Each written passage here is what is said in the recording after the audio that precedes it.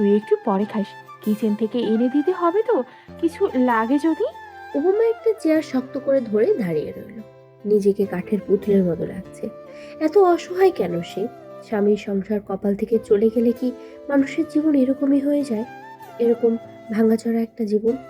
মনির বাচ্চাদের মাছের কাঁটা বেছে দিচ্ছে। উপমার বুক খচখচ করে। তার সন্তানটা বেঁচে থাকতো যদি। চোখ বুঝে উপমা কল্পনা করে। সেই কল্পনায় দেখতে পায় সাগরকে। সাগর বাচ্চাকে কোলে নিয়ে গান গাইছে। তার বাবু খিলখিল করে হাসছে। নিঃশ্বাস বন্ধ হয়ে আসে যন্ত্রণায়। রোমা গদগদ হয়ে মনিরের প্লেটে এটা ওটা তুলে দিচ্ছে। উপমার মনে পড়ে কখনোই সে এরকম করে সাগরকে খেতে দেয়নি। কি আশ্চর্য! আজকে উপমার ইরাকেও মনে পড়ছে। এরা সবসময় নিজেই সবকিছু বেড়ে দিত, প্রয়োজনে নিজে সবার পরেই খেত। উপমা ভেবে পায় না কেন এমন লাগছে তার। আজ কোথাও ঠাঁই মেলেনি বলেই কি আজকে ওদেরকে এত মনে পড়ছে মনির? উপমাকে উদ্দেশ্য করে বলল তখন। তা তোমার বোনের চেহারা সুরত এরকম হয়েছে কেন রোমা? সাগর কি ভাত খাওয়ায় না ওরে? উপমা তখনও ভাবনার জগতেই ভেসে বেড়াচ্ছে। মনির উপমার সংসারের কোনো কিছু সম্পর্কে অবহিত নয়। রোমা এখনো জানায়নি মনিরকে কিছু। উপমাকে আনমনা হয়ে থাকতে দেখে মনির রোমাকে বলল। ওর কি হয়েছে? কিছু না, এমনি কিছু ভাবে হয়তো। তুমি খাওয়া শেষ করো। মনির খেয়ে বাচ্চাদের নিয়ে উঠে গেল। রোমা উঠে এসে উপমাকে বলল। তুই খেয়ে সবকিছু জাল দিয়ে রাখিস, ফ্রিজে রাখিস না, ফ্রিজে জায়গা নেই তো। উপমার আর খেতে ইচ্ছে করলো না। সব গুছিয়ে রেখে রুমে যেতেই দেখে রুমা বাচ্চাদের রেখে গেছে ওর রুমে। উপমার রুমে যেতেই বাচ্চারা বলল।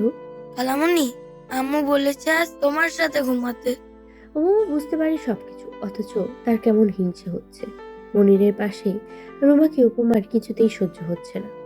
উপমা বিরক্ত হয়ে বলল। তোরা ভয় পাবি না আমার সাথে? খালামণি কিন্তু রাতে শাকচুনির মতো ভয়ঙ্কর হয়ে যায়। রুমার বাচ্চারা দুজন একে অন্যের দিকে তাকিয়ে এক দৌড়ে বের হয়ে গেল রুম থেকে। উপমার ভীষণ শান্তি লাগতে লাগলো।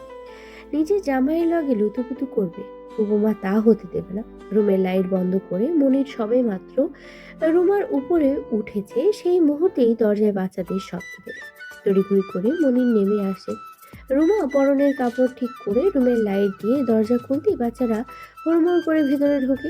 মাকে জড়িয়ে ধরে বলল। খালামণির সাথে ঘুমাবো না, আমরা তোমার সাথে ঘুমাবো মা। খালামণিকে ভয় করে।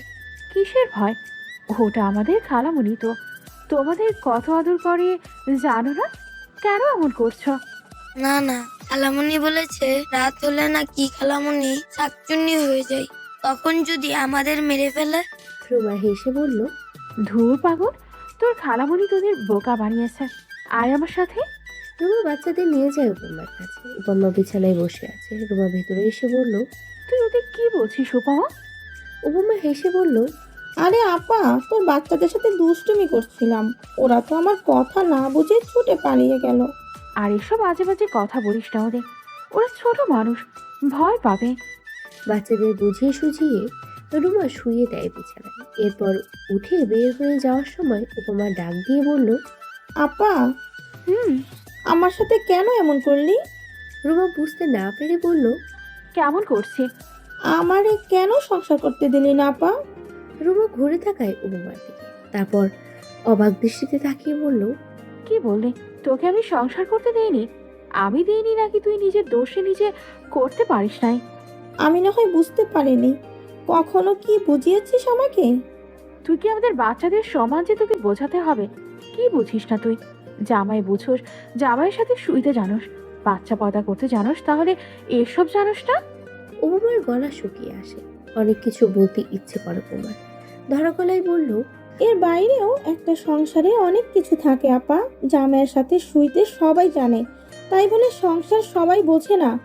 কখনো কোনো সমস্যায় পড়ে কল দিলে কখনো সমস্যার সমাধান করে দিছোস, উল্টো বলছোস ওদের কারো কথা শুনবি না, তোর যা ইচ্ছে তা করবি, লাগলে চলে আয় ওই বাড়ি থেকে। কেন আপা, আমার ভুলটা আমাকে কেন দেখিয়ে দিলি না? কেন বললি না মানিয়ে গুছিয়ে নেওয়ার নামই সংসার? কেন বললি না শাশুড়ি ননদকে নিয়ে ওসব সামলে নোট হয়, কম্প্রোমাইজ স্যাক্রিফাইস এসব নিয়েই সংসার হয়? কেন আপা? এখন আমার দোষ হয়েছে? তুই কি কোনোদিন সমাধান চাইছস? তুই তোর ইচ্ছে মতো করেছিস সবকিছু, সবকিছু মানলাম, আমার দোষ। তোর বাচ্চা কি আমার কারণে মরছে? তুই তো নাগিনীর মতো বিষধর। কত বিষধর হয়ে রে নিজের বাচ্চাকেও নিজে শেষ করছিস ভেবে দেখ। এখন অন্যের কাছে দোষ চাপাইস না। উপমা এই কথার উত্তর দিতে পারে না। সেদিন কেন এই পাগলামি করেছে উপমা জানে না।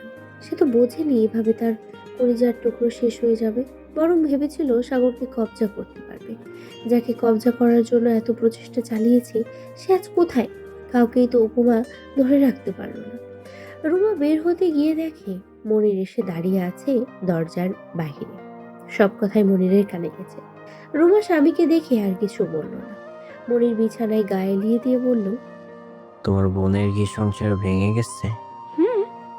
বুঝতে পারছি, তা এখনো তোমার দোষ দিতেছে কেন? জানি না, পাগল হয়ে গেছে ও। পাগল? যাতে পাগল হলো তাহলে ঠিক আছে। মনির আবারও রুমাকে কাছে টেনে নিল। উপমা আগের মতো বসে রইল। রুমা বের হওয়া যাওয়ার পর দরজা বন্ধ করে নিল। কিছুক্ষণ পর উঠে দরজা বন্ধ করতে গিয়ে রুমার খিলখিলানি হাসি। সেই হাসি উপমার কাটে বিষের মতো লাগে। বিছানায় শুয়ে চোখ বন্ধ করতেই উপমার সাগরকে মনে পড়ে। সাগর ঘুমাতে পারে না উপমা। যন্ত্রণা তাকে ঘুমাতে দেয় না। রাতে খাবার সময় ইশতিয়াকের বড় ফুপু খেয়াল করলো ইশতিয়াক ওর মা বোনের সাথে কথা বলে না। যেহেতু ইশতিয়াক অনেকটা সময় দেশের বাইরেই ছিল আর তারাও সেভাবে কখনোই এই বাসায় আসেনি, তাই ভেতরের খবর কিছুই তাদের জানা নেই। কিন্তু এখন আসার পর একটু একটু করে বুঝতে পারছে মা ছেলের মধ্যে কথা নেই। তারা ধারণা করে নিল ইশতিয়াক এই মেয়েকে বিয়ে করায় মনে হয় ইশতিয়াকের মা ওর সাথে কথা বলে না। খাবার টেবিলে বসে ইশতিয়াকের বড় ফুপু শায়লাকে বলল। শায়লা তীক্ষ্ণ দৃষ্টিতে তাকিয়ে বলল, সেটা আমাদের মা ছেলের ব্যাপার তানিয়া, তোমার এসব নিয়ে কথা না বললেও চলবে। ইশতিয়াক খাওয়া থামিয়ে ফুফুর দিকে তাকিয়ে বলল, না ফুপু, তোমাদের জানা উচিত। আফটার অল তোমরা আমার ফুপু, আমার আপন রক্ত। তোমরা এই পৃথিবীতে রক্তের সম্পর্ক তোমাদের সাথে আমার। তোমাদের জানা উচিত ইশতিয়াক শেখ যাকে তাকে মা বলে ডাকে না, আর শুধু জন্ম দিলে কেউ মা হয়ে যায় না। রাহেনা আর লায়লা আর চোখে একে অন্যের দিকে তাকালো। শায়লার অদ্ভুত যন্ত্রণা হচ্ছে বুকের ভেতরে। এত তাচ্ছিল্য। হাসিব শেখের দিকে তাকিয়ে বলল, যাকে তাকে মা বলে ডাকতে রুচিতে বাঁধে, আর বাবা ডাকতে কেমন লাগে ইস্তিয়ার? হাসিব শেখ চমকে ওঠেন। শায়লার দুই চোখে ঘৃণা। আমার বাবাকে নিয়ে কথা বলবে না কেউ। একটা খারাপ শব্দ কেউ বলবে, তার চিফ টেনে আমি ছিঁড়ে ফেলবো। শায়লা খিলখিল করে হাসে।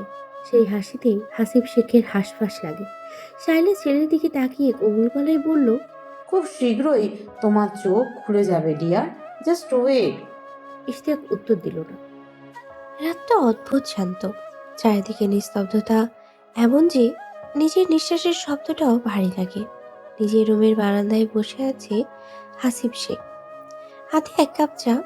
ডিনার শেষ করে রুমে আসার পর এরা দিয়ে গেছে, কিন্তু অনেক আগেই ঠান্ডা হয়ে গেছে। দূরে কোথাও কুকুর ডেকে উঠেছে মাঝে মাঝে।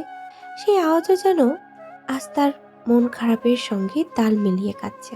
চাঁদ উঠেছে অনেকক্ষণ আগেই। চারপাশে রূপালি আলো, গাছের ছায়াগুলো কেমন লম্বা আর বিষণ্ণ। অন্যদিন এই আলো তাকে শান্তি দিত। মনে হতো পৃথিবীটা এখনো সুন্দর, বেঁচে থাকার জন্য এটুকুই যথেষ্ট।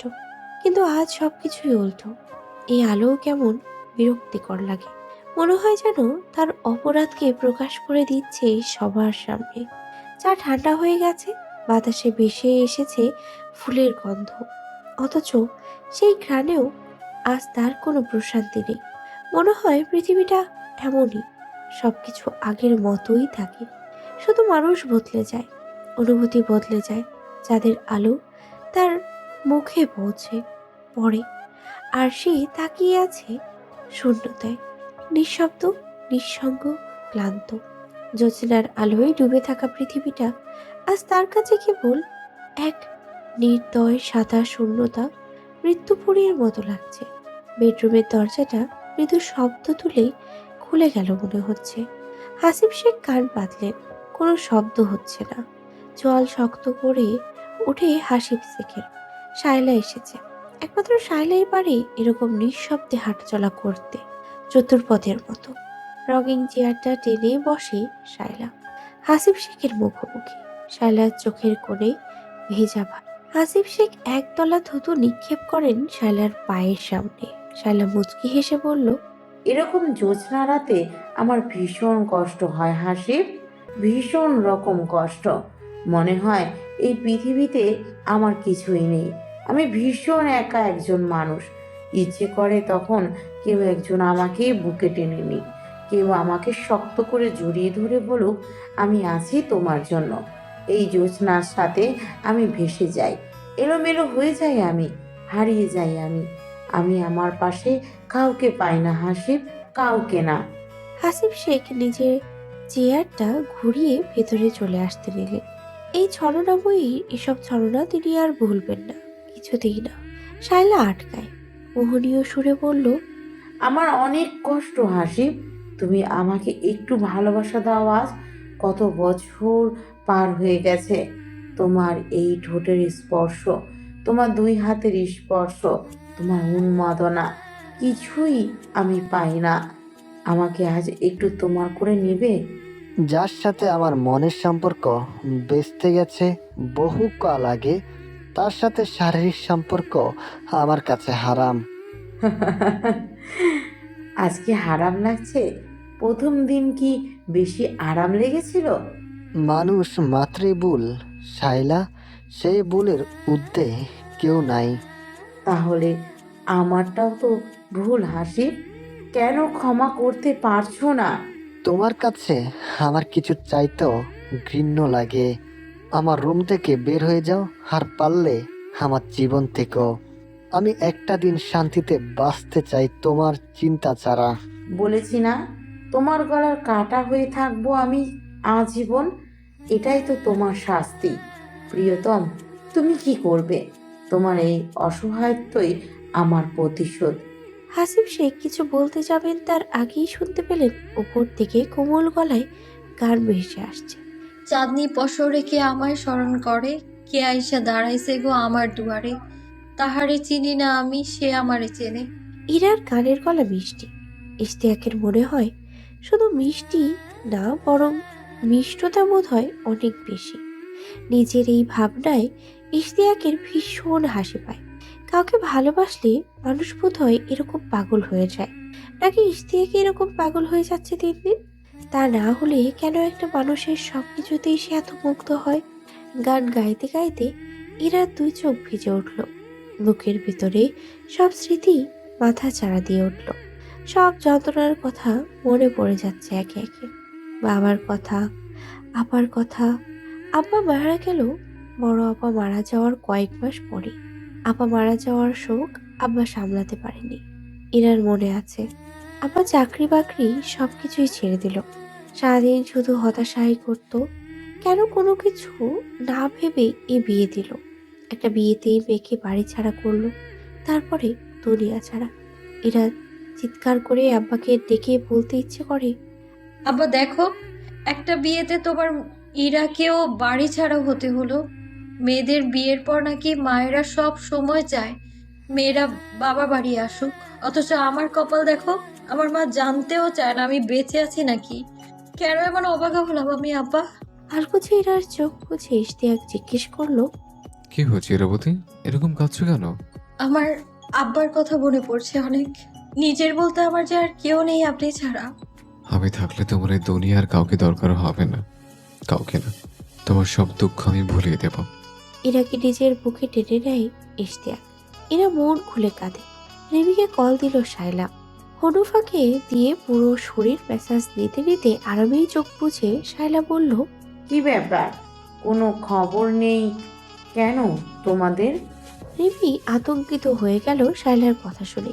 নিজেদের রক্ষা করতে গিয়ে এত বড় অন্যায় করতে মন টানছে না, কিন্তু যেখানে যান বাঁচানো ফরজ সেখানে করণীয় কি? আগে নিজে বাঁচলে বাপের না। জি আন্টি, আপনি যেদিন বলবেন সেদিনই কাজ হয়ে যাবে। বেশ ভালো কথা। আমি চাই ইকবালের বাসর রাতটা তারিনীর সাথে না, ইরার সাথে হবে আগে। ভেন্যু ঠিক করে আমি জানিয়ে দিব, তোমরা শুধু ওকে সেই জায়গায় নিয়ে যাবে। জি আন্টি, আপনি যেমন বলবেন তেমনই হবে। আগামী রাতে তুমি চলে আসবে। রিমির গলা শুকিয়ে গেল, দুই চোখ ভিজে উঠল। নিজেকে সামলে বলল, ঠিক আছে। শায়লার ভীষণ আনন্দ লাগে। এই মেয়েটার সব অহংকার শেষ করে দেবে সে। এরপর ওর এরকম হাল করবে যে চাইলেও সে ওই সমাজে মুখ দেখাতে পারবে না। টিভি গ্রুপ কল করে বাকিদের। কলে 4 জন মিলে দীর্ঘ সময় ধরে প্ল্যান ফাইনাল করে নেয়।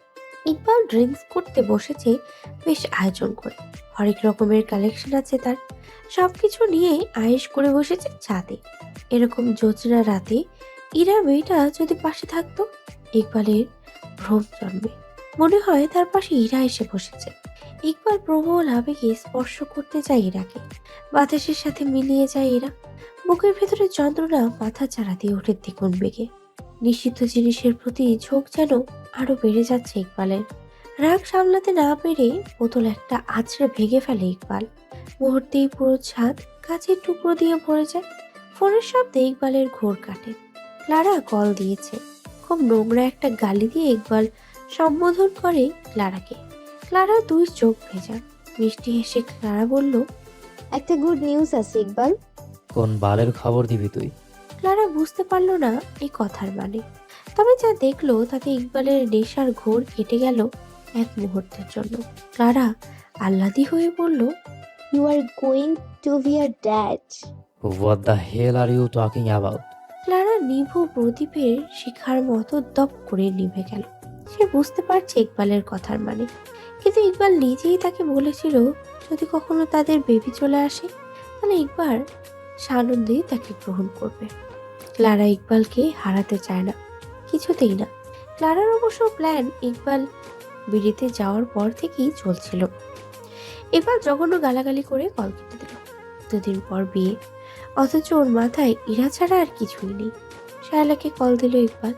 চিবিয়ে চিবিয়ে বলল, আমার বাসর ঘরে আমি যদি ইরাকে না পাই তবে আমি ইশতিয়াকের বেডরুম থেকে ওকে তুলে নিয়ে আসবো সেই রাতে। I promise you. রিল্যাক্স, আর 2 রাত মাত্র, সব ঠিক করে ফেলেছি আমি, আর একটু অপেক্ষা করো।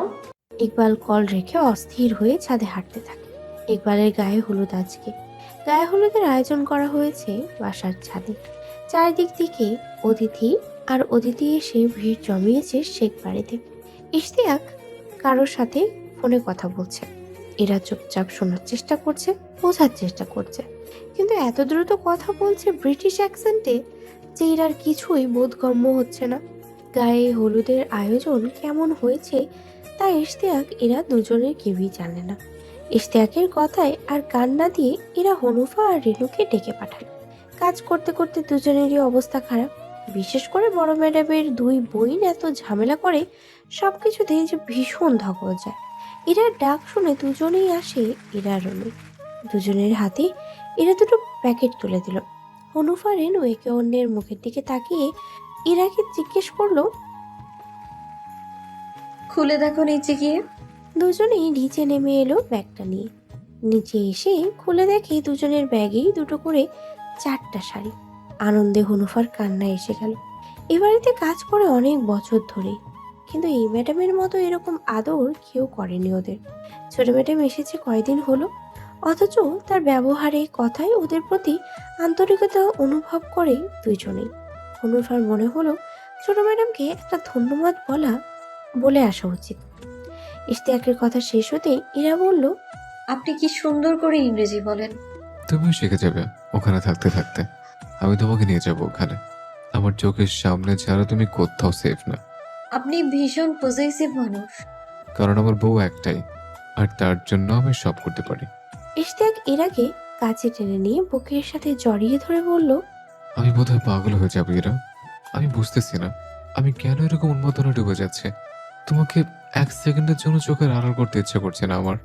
ইরা ইশতিয়াকের বুকে মাথা রেখে বলল, আমি কখনো আপনার চোখের আড়াল হতেও চাই না বেবি হাল্ক। আপনার এই উন্মাদনা, আপনার এই ভালোবাসাটুকু যে আমার পরম আকাঙ্ক্ষিত বস্তু, এর অভাবে যে আমিও বাঁচবো না। আপনার সামান্যতম বিরহ যে এই অন্তর সহ্য করতে পারবে না। ইশতিয়াক ইরার গালে হাত রেখে কিছুক্ষণ ইরার দিকে তাকিয়ে রইল। এই প্রথম ইরা তার সাথে এমন আন্তরিক হয়ে কথা বলছে। আনন্দে ইশতিয়াকের 2 চোখ ভিজে উঠল। ইরা 2 ঠোঁট নিজের দখলে নিয়ে নিল ইশতিয়াক। ইরা বাধা দিল না, এই ভালোবাসাটুকু, এই শোকটুকু উপভোগ করার জন্যই সে নিজেকে প্রস্তুত করেছে। আজ আর কোনো ভয় নেই এই মানুষটার কাছে আত্মসমর্পণ করতে। ইরার রুমের লাইট বন্ধ হয়ে করে দিল ইশতিয়াক। ইরাকে বিছানায় শুইয়ে দিয়ে ইরার গায়ের ওড়নাটা ছুঁড়ে ফেলে দিল বিছানার নিচে। তারপর একে একে দুজনের গায়ে সব কাপড় চোরা হতে থাকলো শূন্য। ইশতিয়াকের মনে হচ্ছে সে যে কোনো এক স্বর্গরাজ্যে চলে এসেছে। চাতকের মতো তুমুল বর্ষণে সেই অপেক্ষা ইশতিয়াক করছিল। আজ এই অপেক্ষার অবসান হলো। ইরাবতীর খামচিতে ইশতিয়াকের পিঠ জ্বালাপোড়া করছে, অথচ সেই জ্বালাপোড়াতেও ইশতিয়াক আজ সুখ খুঁজে পাচ্ছে। বিকেল থেকে শুরু হয় অতিথিদের আগমন। নবরাত্রি হলে প্রবেশ মুখ থেকেই যেন এক অন্য জগতে ঢুকে পড়া যায়। এরা দুই চোখে বিষণ্ণ। এরকম রাজকীয় বিয়ে এরা আগে দেখেনি। মুগ্ধ হয়ে এরা পর্যবেক্ষণ করছে সবকিছু। দুই পাশে ঝুলছে সোনালি ড্রাফ, মাঝখানে সাদা গোলাপের গেটওয়ে আর নরম হলুদ আলোর ঝিকিমিকি। রেড কার্পেটের উপরে পাপড়ি ছড়ানো, আর পাশে পাশে দাঁড়িয়ে আছে ছোট ছোট ক্রিস্টাল লাইট। দরজা খুলতেই চোখ ধাঁধিয়ে যাওয়া পুরো হলের সিলিং থেকে নেমে আসছে সাদা সিল্ক ড্রাপ, আর তার মাঝখানে ঝুলছে বড় বড় ক্রিস্টাল চ্যান্ডেলিয়ার। আলোর টোন পুরোপুরি সোনালি সাদা মিশ্র, যেন প্রতিটা আলোক রেখায় আনন্দ ছড়িয়ে দিচ্ছে। মেঝে জুড়ে কার্পেট, টেবিলের উপরে মোমবাতি ও ফুলের ছোট্ট ফুলদানিতে সাদা লিলি সাজানো। এরা গুটিসুটি পায়ে হলের মাঝখানে এসে দাঁড়ালো। হলের একদম মাঝখানে উঁচু করে তৈরি করা হয়েছে রাজকীয় স্টেজ। ব্যাকড্রপ সোনালি ফ্রেম, আর তার ভেতরে সাদা ফুলের সমুদ্র। গোলাপ, অর্কিড, টিউলিপ সব মিলিয়ে এক পরিবেশের মতো দৃশ্য। মাঝখানে ঝকঝকে সাদা সোফা, পেছনে লেড স্ক্রিনে ধীরে ধীরে চলা the wedding of Iqbal and Tarin. আলো নরমভাবে তাদের চারপাশে খেলে বেড়াচ্ছে। স্টেজের পাশে দাঁড়ানো ক্রিস্টাল ভাসটা আর ছোট মোমবাতিগুলো গ্লাস চলছে। অতিথিদের বসার জায়গায় সারি সারি সাদা চেয়ার, প্রতিটিতেই সোনালি বো টাই ফিতা বাঁধা। প্রতিটি টেবিলের মাঝখানে ছোট্ট ক্যান্ডেল। আলো মিটমিট করছে। হলের ডান পাশে বিশাল বুফের সেকশন। টেবিলগুলো সাদা কাপড়ে ঢাকা, সোনালি লাইট বর্ডার দেওয়া। সার্ভিং স্টাফদের ইউনিফর্মও থিম অনুযায়ী সাদা পোশাক, সোনালি টাই। খাবার পরিবেশনে ব্যবহৃত স্টিলের স্ট্রে ও সার্ভিং ডিশগুলোতেও প্রতিফলিত হচ্ছে আলো। পুরো জায়গাটাই না ঝলমল করছে।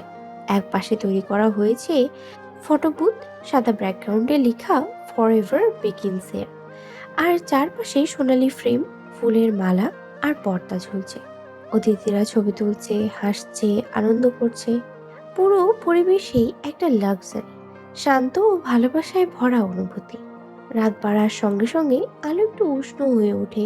স্যান্ডেলিয়ার থেকে ঝুলে পড়া আলোয় সোনালি আভা ছড়িয়ে পড়ে চারদিকে। ইশতিয়াকের হাত ধরে অতিথি আসনে বসে ইরা। চারিদিকে এত লোকজন, ইশতিয়াক ছাড়া কাউকে চেনে না ইরা। এতে ইশতিয়াকও ইরাকে ছাড়া কাউকে চেনে না।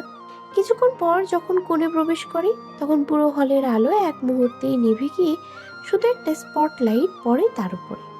সবাই নিঃশব্দ হয়ে তাকিয়ে থাকে, আর মনে হয় এ যেন বাস্তব নয়, একটা সোনালি সাদা স্বপ্নের রাত। ইরার ভীষণ মন খারাপ হয়ে যায়। ইশতিয়াক সেদিকে খেয়াল করে জিজ্ঞেস করে, এরা, হুম তোমার কি মন খারাপ? হুম আমি এরকম করে তোমাকে বউ করতে পারিনি বলে কষ্ট পাচ্ছ এরা? এরা হতবাক হয়ে তাকায় ইশতিয়াকের দিকে। এক মুহূর্ত তাকিয়ে কিলকিল করে হেসে ওঠে এরা।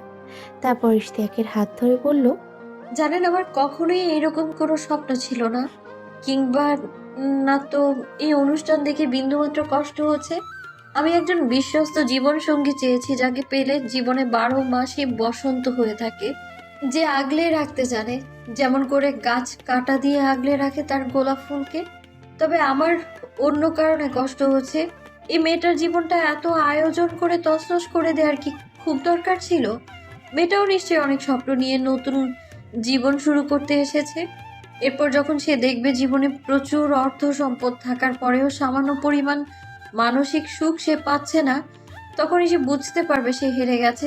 আমার ভীষণ কষ্ট হচ্ছে ওর জন্য। ইশতিয়াক ইরার হাত শক্ত করে ধরে বলল। চিন্তা করো না, সব ঠিক হয়ে যাবে। তারিনকে দেখে ইকবাল বুকের বাঁ পাশে হাত দিয়ে হার্ট অ্যাটাক করার মতো ভঙ্গি করতেই চারপাশে সবাই আনন্দ প্রকাশ করতে চিৎকার করে। চারিদিকে এত আনন্দ, এত লোকজনের ভিড়ে উপমার দুই চোখ আটকে গেল একেবারে প্রথম সারিতে বসে থাকা সাদা রঙের জামদানি পরা মেয়েটার উপরে। ইরা? উপমার ভীষণ আশ্চর্য লাগে। ইরাকে কেমন পরীর মতো লাগছে। এখানে এসেই লীনাকে দেখে উপমা বুঝতে পারলো লীনার ভাইয়ের বিয়ে হচ্ছে। তাই ইরাকে দেখে অবাক হয়নি উপমা, কিন্তু আশ্চর্য হয়েছে ইরার পোশাক পরিচ্ছন্ন দেখে, পাশের ছেলেটার হাত ধরে রাখতে দেখে। তাহলে তলে তলে এই মেয়ে এসব করে বেরিয়েছে বাইরে, অথচ বাসায় কেমন ফেরেস্তার মতো ভাব নিত। উপমার ইচ্ছে করলো গিয়ে ইরাকে অনেকগুলো কথা শুনিয়ে আসতে। উপমাকে উদ্দেশ্য করে রুমা বলল, ওইটা ইরা না? হুম, এখানে কি করে? যার বিয়ে হচ্ছে সে ইরার বান্ধবীর ভাই। সে মনে হয় দাওয়াত করেছে। ইরার পাশের ছেলেটাকে চিনতে পেরেছিস? না, কিভাবে চিনবো? ওটা তো দুলো ভাইয়ের বসের ছোট ছেলে। ইরা ওই ছেলের সাথে এরকম করে বসেছে। তোর ননদ তো তলে তলে টেম্পো না হেলিকপ্টার চালায় মনে হয়। তাই তো দেখছি। বাগে পেলে শুনিয়ে দেব কয়েকটা কথা। শায়লাকে দেখা গেল একটা কালো পার্টি শাড়িতে। এরা মুক্ত হয়ে তাকায়। বয়স যেন এই নারীর কাছে হার মেনেছে। দেখে মনে হচ্ছে না এই নারীর বয়স 50+ হতে পারে। তার লুক, মেকআপ, স্টাইল দেখে মনে হচ্ছে 35-এর বেশি তো হবেই না। এরা বুঝতে পারে এই রূপই শায়লার প্রধান অস্ত্র। ইকবাল কিছুক্ষণ পরপরই সামনে বসে থাকা ইরার দিকে তাকাচ্ছে। আকাশের রঙে জাতীয় রং ঘোষণা দিতে ইচ্ছে করছে ইকবালের। তা না হলে ইরাকে কেন এত মোহনীয় লাগছে ভাবতে গিয়ে ইকবালের অস্থিরতা বেড়েই যায়। এই মেয়েটাকে মনে মনে লক্ষবার ইকবাল বিবস্ত্র করে কল্পনা করেছে। দেশে আসার পর যত মেয়ের সাথে ইন্টিমেট হয়েছে সবার জায়গায় মনে মনে ইরাকেই ভেবেছে। যত ভেবেছে ভেতরে ভেতরে ইকবালের ভেতরের প্রশ্নটা তত ফুসে উঠেছে। কেমন হবে ইরাকে যখন আজকে রাতে সে পাবে? ইরার শরীরটা নিশ্চয়ই মাখনের মতো কিংবা নরম তুলোর মতো। ইরার কাছে নিশ্চয়ই অনেক সুখ পাওয়া যাবে। তা না হলে ইশতিয়াক কেন এই মেয়ের জন্য এত ডেসপারেট হয়ে উঠেছে? ইকবালের ধৈর্য মানে না আর। তারিন মৃদু সুরে বলল, তোমাকে তারিন, তোমাকে কখন খুব গভীর একটা চুমুকে এই জীবনের প্রথমবারের মতো নারীর স্পর্শ পাবো তা ভাবছি। তারিন লজ্জাবতী লতার মতো গুটিয়ে যায় ইকবালের এই কথা শুনে। কাজী এসে বসলো ইকবালের পাশের চেয়ারে। এখন বিয়ে পড়ানো হবে। এলইডি স্ক্রিনের দৃশ্যপট মুহূর্ত চেঞ্জ হয়ে গেল। এতক্ষণ ধরে বিরাজমান আনন্দ অনুষ্ঠান মুহূর্তেই অন্য রূপ নিল। উপস্থিত সবাই অবাক হয়ে তাকিয়ে রইল স্ক্রিনের দিকে। ইকবাল পেছনে তাকিয়ে চমকে ওঠে। ক্লারার সাথে ওর অনেকগুলো পিকচার শো করছে। শায়লা ইকবালের দিকে তাকায়, কাকে কি বলবে। ইশতিয়াক মিটিমিটি হাসছে ইরার হাত ধরে বসে বসে। আস্তে আস্তে এই পিকচারগুলো আরো বেশি খোলামেলা হয়ে উঠেছে। তারিনের নিঃশ্বাস বন্ধ হয়ে আসে। পুরো হল রুম পিনপতন নীরবতা। শায়লা তার স্বরেই চিৎকার করে ওঠে, কিন্তু কে জানে কে বসে বসে এই সিস্টেম পরিচালনা করছে। কয়েকটা অন্তরঙ্গ ভিডিও প্লে হলো। একটা ভিডিওতে দেখা যাচ্ছে সমুদ্র তীরে ইকবালের বুকের উপরে শুয়ে আছে স্বল্প বসনা ক্লারা। এরপর যে ভিডিওটা প্লে হলো তারিনকে ভেতর থেকে ভেঙে দিল সেটি। দেখা যাচ্ছে ইকবাল ক্লারার সাথে একটা চাদরের নিচে শুয়ে আছে। কানে ফোন ইকবালের। তারিনের সাথে কথা বলছে ফোনে। ফোনে তারিনকে বলা কথাগুলো স্পষ্ট শোনা যাচ্ছে ভিডিওতে। আর চাদরের নিচে যে দুইজনের বিবস্ত্র তা জানার জন্য রকেট সায়েন্স আর লাগবে না। তারিন উঠে দাঁড়ায়। তারিনের মা নাজিয়া ছুটে এসে মেয়ের পাশে দাঁড়ায়। চারিদিকে কানাঘুষা শুরু হয়ে গেছে ইতোমধ্যেই। শায়লা পাগলের মতো হয়ে গেল। এই অনুষ্ঠানে অনেক উঁচু মহলের মানুষ এসেছে, তেমনি তাদের অফিসে স্টাফরাও এসেছে। সবার কাছে শায়লার মান ইজ্জত শেষ হয়ে যাবে আজকে।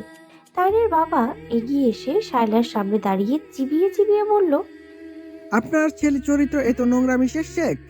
মিস্টার চৌধুরী, বিশ্বাস করুন, এগুলো কেউ ইচ্ছে করে এআই দিয়ে করেছে। আমার ইকবাল এরকম ছেলে নয়। আপনি যাই বলুন না কেন, একটা বাচ্চাও বলে দিতে পারবে এখানে দেখানো সবকিছুই সত্য। না, প্লিজ বিশ্বাস করুন, এগুলো কেউ ষড়যন্ত্র করে আমাদের বদনাম করতে চাইছে। এগুলো সব মিথ্যা। আর দেখুন না মেয়েটাকে, এই মেয়েটাকে কোনো প্রমাণ আছে? আপনি, আমি, কেউ চেনেন ওকে? একটা ভিডিওসকে কিভাবে বিশ্বাস করছেন আপনারা? আমাদের কত প্রতিদ্বন্দ্বী আপনি নিশ্চয়ই জানেন। যে কেউ শত্রুতা করে এরকম করতে পারে। ইশতিয়াক উঠে এসে ইকবালের পাশে সোফায় বসে বলল, প্লিজ মিসেস শেখ, আর শাক দিয়ে মাছ ঢাকবেন না। তারিন মায়ের হাত ধরে কাঠের পুতুলের মতো দাঁড়িয়ে আছে।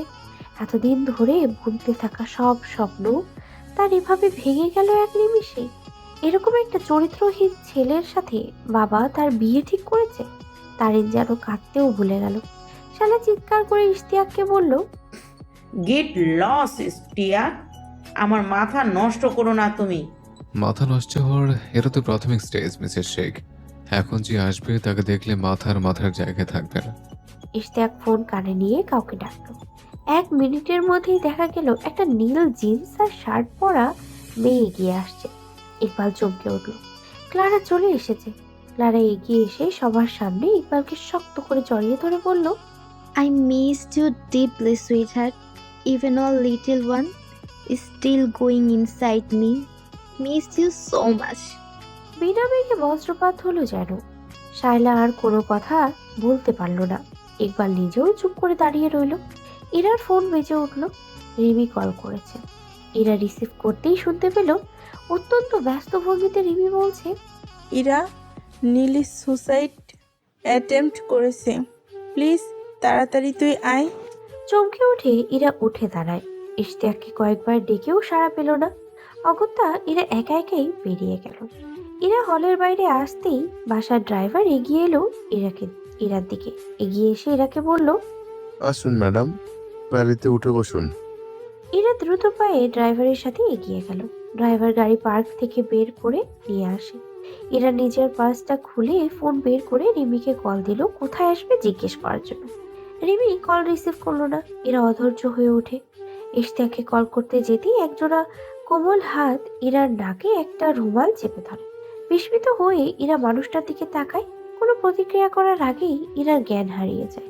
ইশতিয়াক ক্লারার ব্যাপারটাকে ফোকাস করতে গিয়ে এক মুহূর্তের জন্য ইরা একা আছে ব্যাপারটা ভুলেই গেল। মনে পড়তেই তাকালো ইশতিয়াক। ইরা নেই।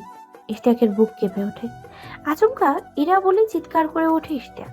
শায়লা ইশতিয়াকের দৃষ্টি অনুসরণ করে তাকায়। ইরা যেখানে বসেছিল সেখানেই, সেদিকে। ইরা নেই।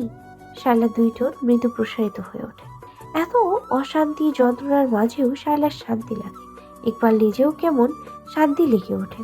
চুলায় তাকায় তারি। জাহান্নামে যাক বিয়ে, ইরাকে তাহলে কবজা করে ফেলেছে মা। ইকবাল হেসে ওঠে হো হো করে।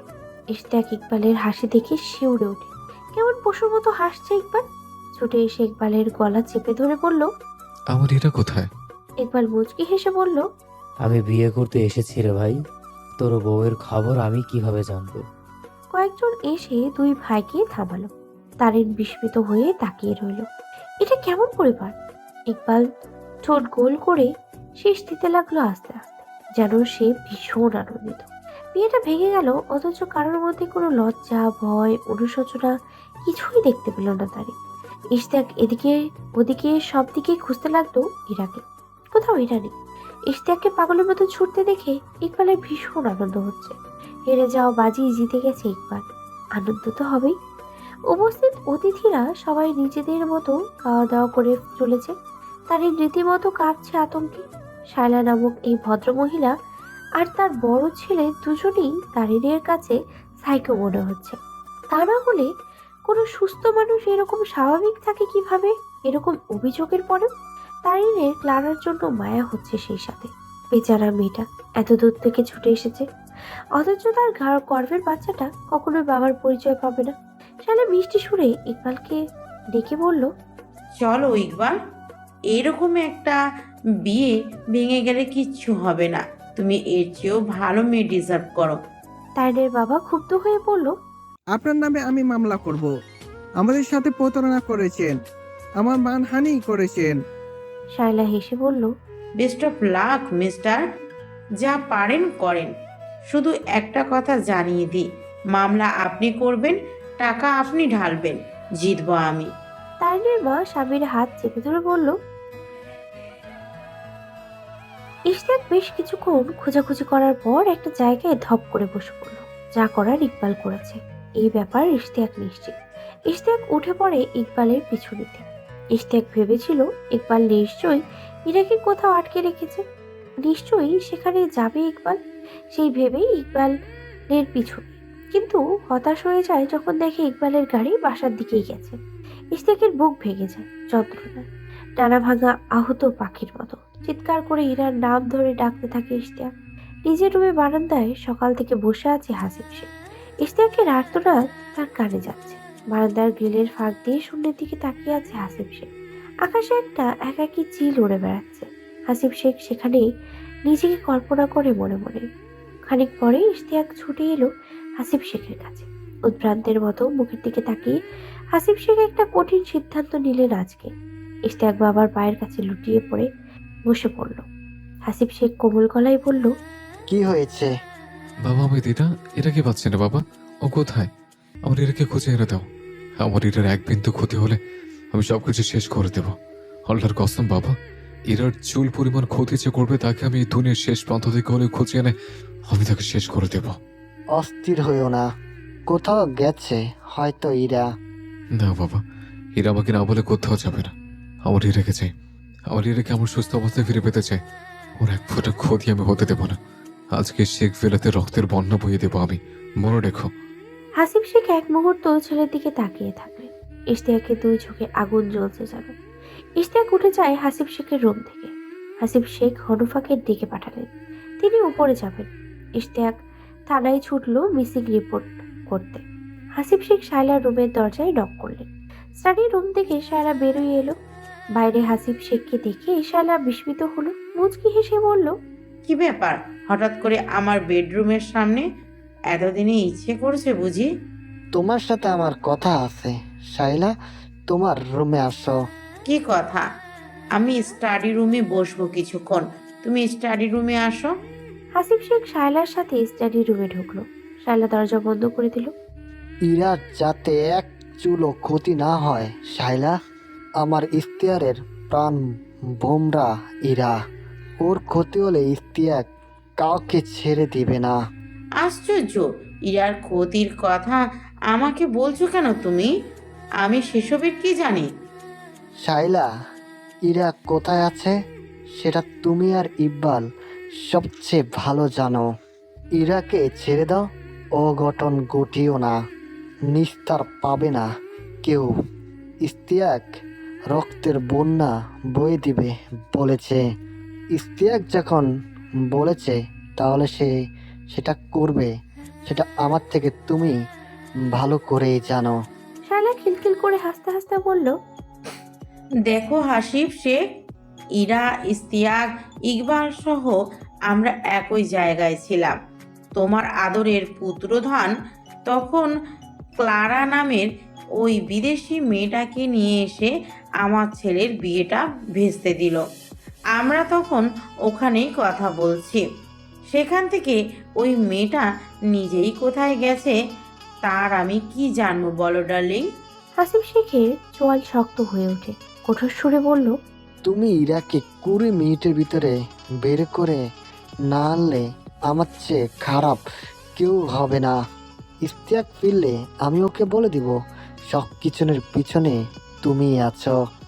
আর আমিও চুপ করে থাকবো না ডার্লিং। যেই ছেলের কাছে তুমি দেবতা তুল্য, তার কাছেই তোমার আসল চেহারা প্রকাশ করে দেব। আজকে ওর জন্য আমার অনেক বড় ক্ষতি হয়েছে ডার্লিং। আমার 1000 কোটি টাকার বিজনেস হাত থেকে বের হয়ে গেছে। এত মানুষের সামনে আমাকে লজ্জিত হতে হয়েছে। যেহেতু তোমাকে আমি কিভাবে ছাড় দিব? একদিকে ইরার শোক, আরেকদিকে নিজের পরম পূজনীয় বাবার ব্যাপারে যখন জানবে ইশতিয়াক, তখন কেমন লাগবে ওর? আমি সেটা দেখার অপেক্ষায় আছি। আমি শান্তি পাইনি হাসিব শেখ, কাউকে শান্তিতে থাকতে দিব না। হাসিব সেই অবিশ্বাস্য দৃষ্টিতে তাকিয়ে রইল। অনেক ভাবনা চিন্তা খেলতে থাকে তার মাথায়। শায়লা মিটমিটিয়ে হাসছে। হাসিব শেখ কেমন কোমল গলায় বলল, শাইলা, তুমি ঠিক কবে থেকে এতটা বদলে গেছে বলো তো? শায়লা এক মুহূর্তে অপ্রস্তুত হয়ে পড়ে, তারপর নিজেকে সামলে বলল, আমি বদলে যাইনি, তুমি বদলাতে বাধ্য করেছো। ভুলে গেছো সবকিছু?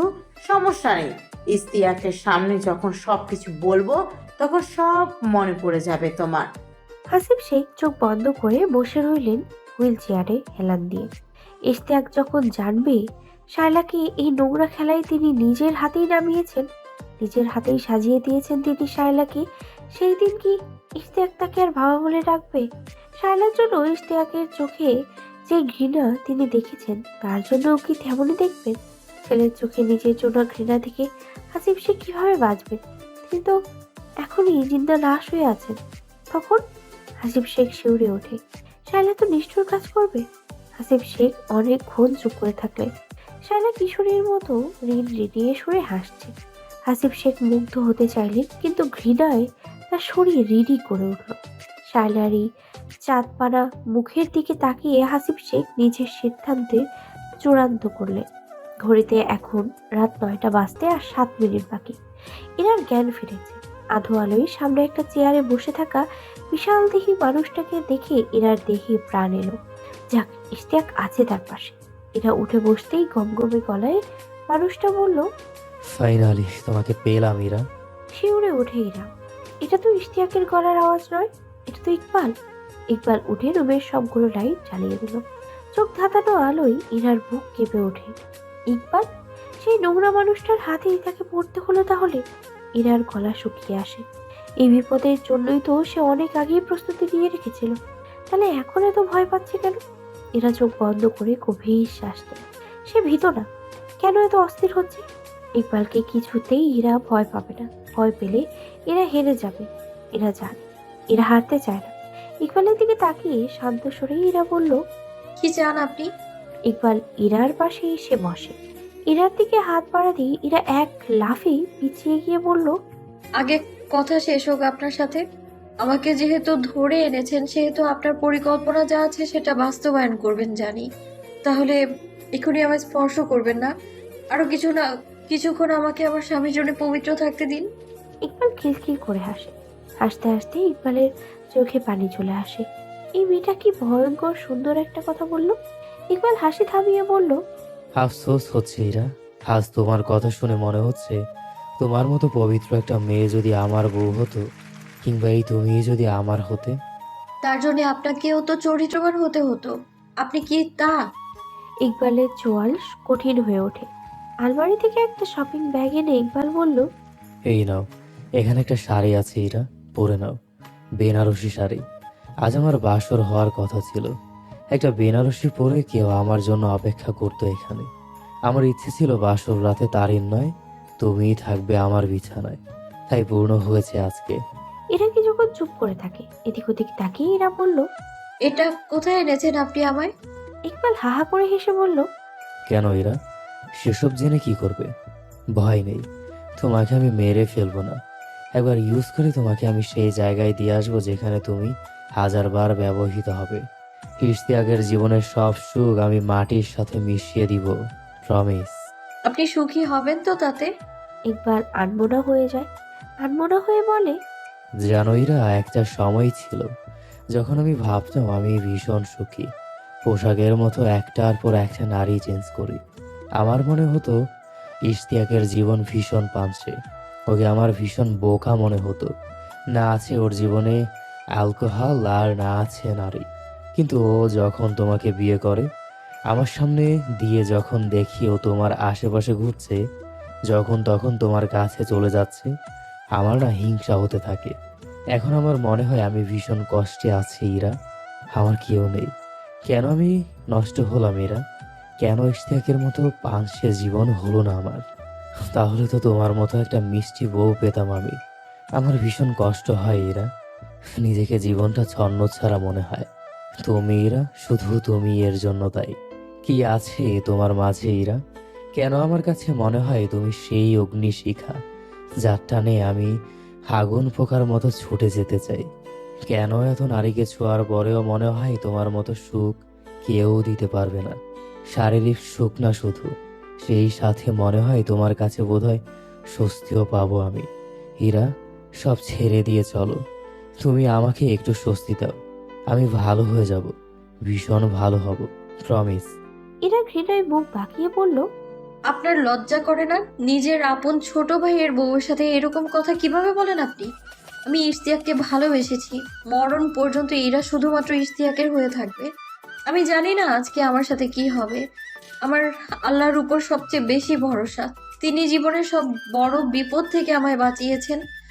আমি জানি আজকেও বাঁচাবেন। আল্লাহর সাহায্য থাকলে আর কাউকে লাগবে না। আপনার মতো জালিমের হাত থেকে আমি নিশ্চয়ই রেহাই পাবো ইনশাআল্লাহ। ইকবাল চুপ করে বসে থাকে। এরা দুই চোখ ভিজে ওঠে। ইশতিয়াক কি করেছে? সে নিশ্চয়ই পাগল হয়ে ঘুরছে, কিন্তু হীরা এখনো বুঝতে পারছে না তাকে কোথায় নিয়ে এসেছে এরা। ভালো করে রুমটা দেখতে লাগলো এরা। বিশাল বড় একটা বেডরুম, দেয়ালে বিখ্যাত চিত্রশিল্পী SM সুলতানের একটা পেন্টিং। বাতাসের সাথে হালকা মিষ্টি ফ্রুটি স্মেল ইরার নাকে এসে লাগে। এদিকে ওদিকে তাকায় ইরা। পাশেই তার ছোট পার্সটা পড়ে আছে, কিন্তু কিন্তু চট করে এরা বুঝে যায় যে সে কোথায় আছে। এই মহিলা ভীষণ স্মার্ট, এরা বুঝতে পারে। ইরাকে সে নিজের বাড়িতেই নিয়ে এসেছে। এটা শায়লারই বেডরুম। বিয়ের ভেন্যুতেই শায়লার শরীরে এই ফ্রুটি স্মেলটা পেয়েছে এরা। শায়লার বেডরুমে এরা আগে কখনো আসেনি, তাই বুঝতে পারেনি এটা কার রুম। কিন্তু হনুফার থেকে শুনেছে শায়লার রুমে একটা ছবি আছে। আগামাথা নাই এরকম একটা ছবি, এক বেডি মাছ কাটে। হনুফার ভাষায় এরকম একটা ছবি শোয়ার রুমে রাখার কোনো মানেই হয় না। তার চাইতে শায়লার উচিত ছিল তাজমহল, দুইটা টিয়া পাখি, একটা ফুলের বাগান, এসব ছবি রুমে রাখা। সে থেকেই ইরা বুঝে গেল সে এখন শায়লার রুমেই আছে। ইকবাল অনেক কিছু ভাবছে একই সাথে। কেন তার জীবনে এরকম নষ্ট হলো? এর পেছনে কে দায়ী? সে নিজে নাকি শায়লা? শায়লা যদি একটু সাহস, আদর, ভালোবাসা দিয়ে বোঝাতো তাহলে কি ইকবাল এতটা নষ্ট হতে পারতো? কিন্তু ইশতিয়াকও তো ছিল, ও তো এরকম বিগড়ে যায়নি। তাহলে ইকবাল কেন বিগড়ে গেল? মুহূর্তে ইকবালের সব রাগ শায়লার উপরে গিয়ে পড়ে। ক্রোধে অন্ধ হয়ে ইকবাল ঝাঁপিয়ে পড়ে ইরার উপরে। নিজের ব্যাগটা এক হাতে খপ করে ধরে ইরা লাফিয়ে সরে গেল। ইকবাল উঠে ইরার কাছে আসার আগেই ইরা জামার ভেতর থেকে ছোট্ট স্প্রে বোতলটা বের করে এনে হাতের পেছনে লুকিয়ে রাখল। ইকবাল আবারও এগিয়ে আস্তে আস্তে বলল, ফোন বের করেছো এরা? তোমার ফোন তো আমার ড্রয়ারের আগেই সরিয়ে ফেলেছি। তোমার দ্বিতীয় ফোন কাকে কল করবে? তুমি কি জানো তুমি কোথায় আছো? কি বলে সাহায্য চাইবে? ইকবাল এগিয়ে এসে হাত বাড়াতে ইরা স্প্রে বোতলটা সামনে এনে স্প্রে করতে লাগলো ইকবালের চোখ লক্ষ্য করে। 1 পাম্প, 2 পাম্প, 3। ইকবাল চিৎকার করে উঠলো ভীষণ জোরে। চোখ চলে যাচ্ছে ইকবালের। ইরা পেপার স্প্রে বোতলটা শেষ করে ফেলেছে স্প্রে করতে করতে। ইকবাল নিজের চোখ চেপে ধরে বসে। ইরা দ্রুত দৌড় দিয়ে বিছানার সাইড টেবিল থেকে নিজের ফোন বের করে। সুইচ অফ করা ফোনের। ইকবাল দ্রুত ওয়াশরুমের দিকে চলে যায় হাতড়ে হাতড়ে। ইকবাল ওয়াশরুমে ঢুকতেই এরা বাইরে থেকে ওয়াশরুমের দরজাটা বন্ধ করে দেয়। একবার রিং হতে ইশতিয়াক কল রিসিভ করে ব্যাকুল গলায় বলল, এরা এরা তুমি কোথায়? এরা এরা আমি মরে যাচ্ছে, আমার সাফোকেশন হচ্ছে। তুমি কোথায় চলে গেছো? আপনি শান্ত হন, আমি ঠিক আছি। আপনি কোথায়? দ্রুত বাসায় আসুন। আমি থানায়, আমি বাসায় যাব না। তুমি কোথায় সেটা বলো। আমি আপনাদের বাসাতেই আছি, আপনার মায়ের রুমে। আর নিশ্চয়ই কিছু বলে দিতে হবে না, সময় কম, দ্রুত আসুন। আমি আসছি এরা, এক্ষুনি আসছে। আজকে শেখ বাড়িতে আমি রক্তবর্ণ বয়ে দিতে আসছি। ইশতিয়াক 1 সেকেন্ডও দেরি না করে ছুটে বের হয় থানা থেকে।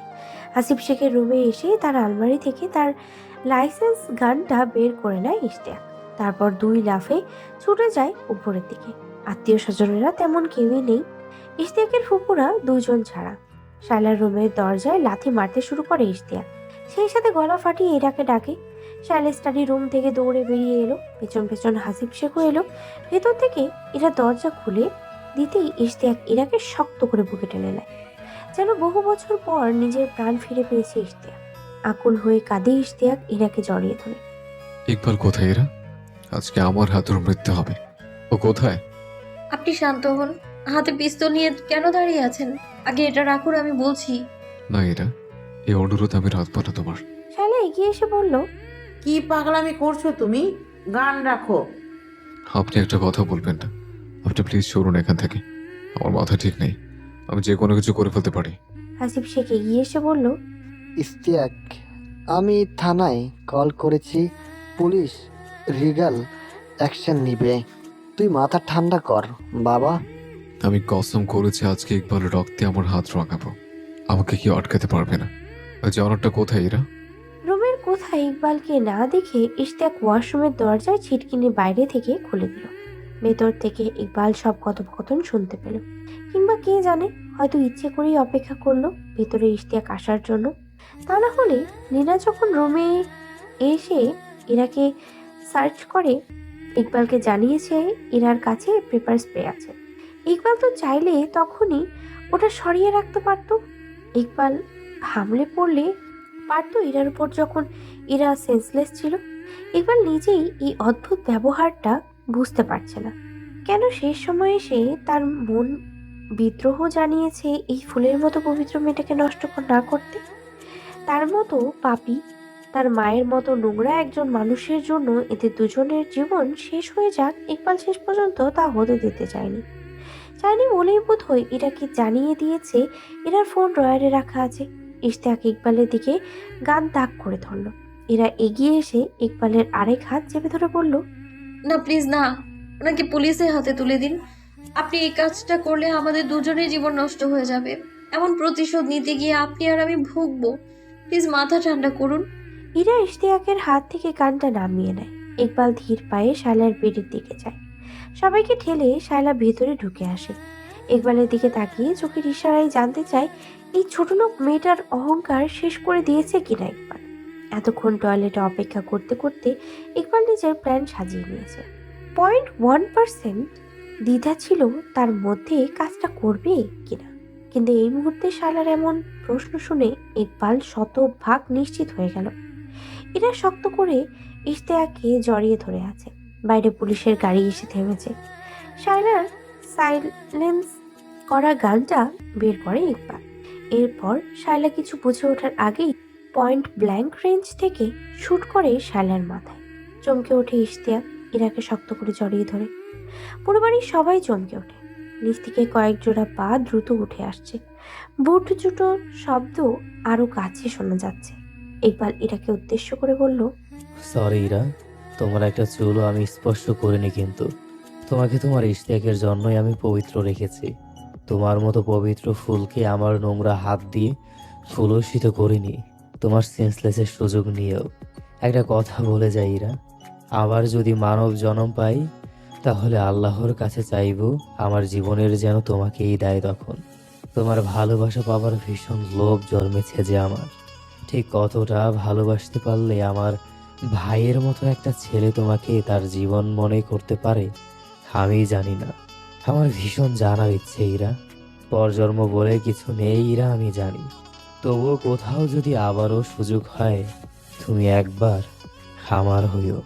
দরজার সামনে পুলিশ এসে দাঁড়াতেই ইকবাল নিজের মাথায় নিজেই গুলি চালায়। এরা চোখ বন্ধ করে শক্ত করে ইশতিয়াককে জড়িয়ে ধরে দাঁড়িয়ে থাকে। সবাই ভীষণ অবাক হয়ে তাকিয়ে আছে ফ্লোরে পড়ে থাকা লাশ দুটোর দিকে। শেখ বেলায় শোকের ছায়া নেমে এসেছে। মৃত্যুপরীর মতো নিস্তব্ধ হয়ে আছে। অথচ এই বাসাতে আজকে সানাই বাজার কথা ছিল আলোকসজ্জা হওয়ার। অথচ এই বাসাতেই দুটো নিথর দেহ পড়ে আছে। চিরদিনের মতো তারা থেমে গেছে, আর কখনো এই পৃথিবীর মাটিতে তাদের বিচরণ হবে না। এরা ফুপিয়ে ফুপিয়ে কাঁদছে, ভীষণ ভয় পেয়েছে। এরা এখনো শক্ত করে ইশতিয়াককে ধরেই আছে। ইশতিয়াকের কোনো রকমের অনুভূতি হচ্ছে না, বরং মনে হচ্ছে ইকবাল বোধহয় জীবনের শেষবার কোনো একটা ভালো কাজ করে গেছে। তা না হলে এরার দিকে যে নোংরা দৃষ্টি ইকবাল দিয়েছে, তাতে আজ বা কাল ইশতিয়াকের হাতেই ইকবালকে শেষ হতে হতো। হাসিব শেখ শায়লার মরদেহের দিকে তাকিয়ে আছে। ইকবালের প্রতি তার কৃতজ্ঞতা অনেক। ইকবাল তার একটা দরকারি কাজ শেষ করে দিয়েছে। হাসিব শেখ নিজের পকেটে রাখা ইনজেকশনটার উপরে হাত বুলালেন প্যান্টের উপর দিয়ে। আজকে যদি ইকবাল এই কাজটা না করতো, তবে হাসিব শেখ নিজেই শায়লাকে এই ইনজেকশন পুশ করে দুনিয়া থেকে চির বিদায় দিতেন। দুনিয়ার সবকিছুই তিনি মেনে নিয়েছেন। ইশতিয়াক কখনো তাকে ঘৃণা করবে এটা মানতে পারবেন না। শায়লার চোখে নিজের জন্য যে ঘৃণা তিনি দেখেছেন, সেই একই ঘৃণা ইকবালের চোখেও দেখেছেন। ভালোবাসা দেখেছেন যার চোখে, তার চোখে ঘৃণার আগুন হাসিব শেখ কখনোই মানতে পারবেন না। শায়লা ইকবালের বডি তল্লাশির সময় ইকবালের পাঞ্জাবির পকেটে একটা লেটার পাওয়া গেল। পুলিশ সবার সামনেই সেটা পড়ে শোনালো। প্রিয় ইরা, ফুলের মতো নরম, কোমল আদুরে মেয়েরা, এই চিঠিটা যখন আমি লিখছি তখন তুমি আমার হাতে বন্দি, আর আমি বন্দি তোমার হাতে। পার্থক্য কি জানো? তোমাকে বন্দি করতে আমাকে অনেক কাজসাজি করতে হয়েছে, আর আমাকে বন্দি করতে সেই সুযোগ আমি নিজেই তোমাকে করে দিয়েছি ইরা। ইরা, তোমার প্রতি আমার খুবই নোংরা একটা লালসা ছিল ইরা। প্রতিবার আমি জ্বলে পুড়ে যেতাম তোমাকে কল্পনা করে। ইশতিয়াক তোমাকে আদর করছে এটা ভাবলেই আমার মাথায় আগুন ধরে ওঠে। ইরা, তুমি কেন আমার জীবনে এলে না বলো তো? অবশ্য আমার জীবনে না আসাই ভালো হয়েছে। আমি বড় পাপী ইরা। এই যে তোমাকে সুযোগ দিয়ে আমি ওয়াশরুমে দাঁড়িয়ে আছি কেন জানো? সত্যিটা জানিয়ে দিই তোমাকে। প্রায় সময় আমি তোমাদের বেডরুমের দরজার সামনে গিয়ে কান পেতে দাঁড়িয়ে থাকি, কামনায় হিংসায় জ্বলে পড়ে যাই। আজকে সকালে আমার ঘুম ভেঙে যায় একটু তাড়াতাড়ি। অভ্যাস মতো আবারও যাই তোমাদের বেডরুমের দরজার সামনে, দাঁড়িয়ে কান পাতি। ভেতর থেকে একটা মধুর সুর ভেসে আসে। আমি জানি না আমার কি হয়েছে সেই মুহূর্তে। তোমার গলার আওয়াজ পর্যন্ত ঠিক ছিলাম আমি, কিন্তু যখন সেই সুর ইশতিয়াকের গলাতেও শুনলাম, আমার সব এলোমেলো হয়ে গেল। বহু বছর পর আমি কোরআন তিলাওয়াত শুনলাম। আরবিটা পর্যন্ত ঠিক ছিলাম এরা। যখন ইশতিয়াক বাংলা অর্থ বলতে শুরু করলো, আমার নিঃশ্বাস বন্ধ হয়ে আসতে লাগলো। আমার হাত পা হাসার হয়ে আসতে শুরু করে। আমার যে ভাই সারাদিন সিগারেটের ধোঁয়ায় ডুবে থাকতো, সে কিনা কোরআন পড়ছে। এই পরিবর্তন খুব সহজ নয় এরা। আর যে তাকে এই পথে এনেছে তাকে আমি অপবিত্র করব কিভাবে? কত বছর হয়ে গেছে আমি কোরআন তিলাওয়াত শুনিনি। আমার বুকের ভেতর ভয় বাসা বাঁধতে শুরু করে। আমি ভয়ে পালিয়ে আসি নিজের রুমে এসে খানিক পরে আমি নিজেকে নিজেই অনেক বুঝাই। আমার মন আর বিবেক উভয়ই বিভক্ত হয়ে যায় মুহূর্তেই। বিবেক বলে আমি যা করছি সব অন্যায়, সব ভুল, কিন্তু আমার নোংরা মন বলে দুনিয়ায় আনন্দময়। মন আর বিবেকের লড়াই আমি মনকে সাপোর্ট করি, তোমাকে তুলেও আনি।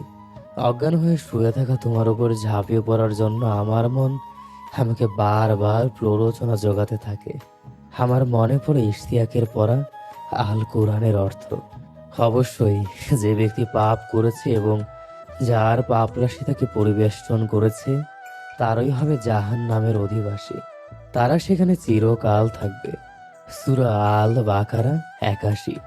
আমার রাগ, ক্ষোভ, ক্রোধ হতে থাকে এরা। সব ক্ষোভ গিয়ে পড়ে আমার মায়ের উপর। সে একটা মানুষ যদি নোংরা পথে না যেত তাহলে আমার জীবন এতটাও নষ্ট হতো না।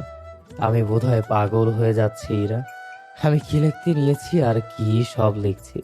তুমি হয়তো ভাবছো টয়লেটে খাতা কলম পেলাম কিভাবে। আগেই এনে রেখেছি। তোমার ব্যাগে পেপার স্প্রে দেখেই বুঝেছি তুমি আসলে এই অস্ত্রটাই চালাবে।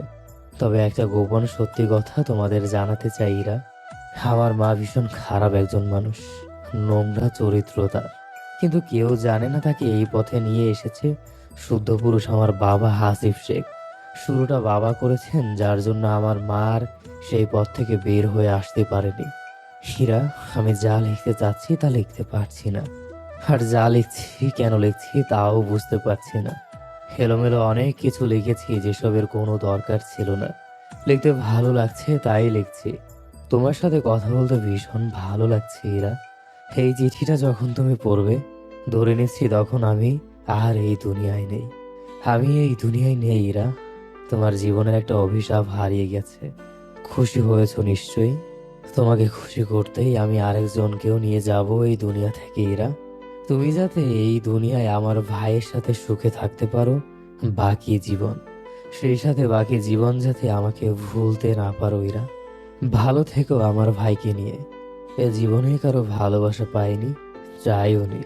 তোমার ভালোবাসা চেয়েছে, সেই ভালোবাসায় আমি ভাগ বসাতে চেয়েও বসাইনি। দুজনের লাশই ময়না তদন্তের জন্য নিয়ে যাওয়া হচ্ছে। আসিফ শেখের মনে হচ্ছে ইকবাল নিজে আর শায়লার সাথে তারও কবর খুঁড়ে রেখে গেছে। হতবিম্ব ইশতিয়াক কোনো প্রতিক্রিয়া দেখাতে ভুলে গেছে।